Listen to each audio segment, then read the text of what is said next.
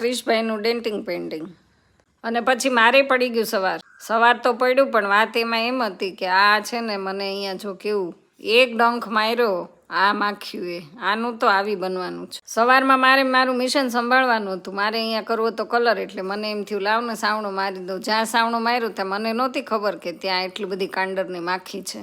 તો જેવો સાવણો માર્યો એ ભેગી બધી મારી પાછળ દોડી તો ખરા, પણ 2-3 માખી તો મને અહીંયા ગાલ ઉપર ચોંટી ગઈ અને 3 જગ્યાએ મને જો ડંખ મારી દીધો. પછી તો તોય મેં આ બધો કચરો બચરો સાફ કર્યો ને એ બધું મૂકી દીધું મેં પડતું. મેં કીધું ભલે ડંખ માર્યો એ હમણાં સારું થઈ જશે. પછી આ બધા કલરના ડબલા હતા એ આપણે એક બાજુ લઈ લીધા કે કયો કલર ક્યાં કરવો એમ હું જોતી હતી. ત્યાં તો આ ચપ્પલ હાથમાં આવી ગયા. ત્યાં તો ક્રિશભાઈ સરસ મજાના સ્લીપર લઈ આવ્યા. તો કંપની સિવાય તો એ કાંઈ પહેરતો જ નથી, બ્રાન્ડ સિવાય એને કાંઈ ચાલતું નથી.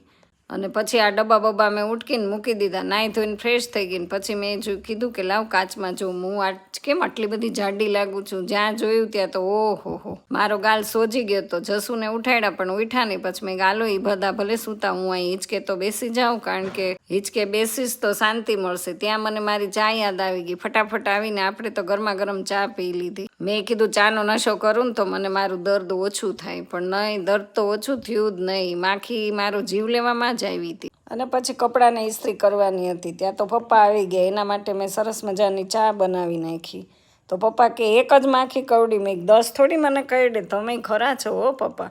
પછી તો આપણે પાણી પીને મેં કીધું ગાલમાં ભલે બળે પણ આપણે પાણી પીને આત્માને સંતોષ આપી દઈએ. તો 2 ગ્લાસ પાણી પી લીધું. પછી ચાય પીવાની હતી. મેં કીધું પહેલાં પપ્પાને ચા આપી દઉં પછી હું પી લઉં.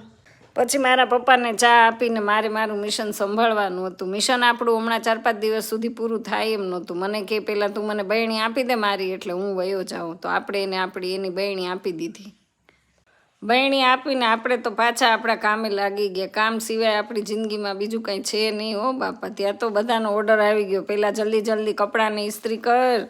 તો ક્રિશના પેન્ટને આપણે સરસ મજાની ઇસ્ત્રી કરી દીધી, કારણ કે ક્રિશે માળો ઇસ્ત્રી વગરના કપડાં ન પહેરે. તો જસુને મેં હવે નાહી લ્યો ને મોડું થાય. પછી તો એને નાહવું હોય તો નાય, પણ મેં તો મારા રોટલા અને રસોઈ શરૂ કરી દીધું. એક બાજુ ભાત ચડતા હતા ને અહીંયા હું બાજરાનો રોટલો કરતી હતી, કારણ કે આજે મારે બનાવવાનું હતું બટેટાનું શાક, ભાત ને રોટલા અને દાળ. આટલી રસોઈ બનાવવાની હતી. તો હું જો તમને શાક બતાવી દઉં. આવું મેં મસ્ત મોળું બટેટાનું શાક કર્યું હતું. બહુ તીખું ખાતા નથી આપણે. અને પછી પાછું આ બધું લૂછવાનું લઈ લીધું. આ સાથે વિડીયોને એન્ડ કરું છું. વિડીયો તમને કેવો લાગ્યો કોમેન્ટમાં કહેજો. પસંદ આવે તો લાઈક, શેર, સબસ્ક્રાઈબ કરી દેજો. Bye bye guys.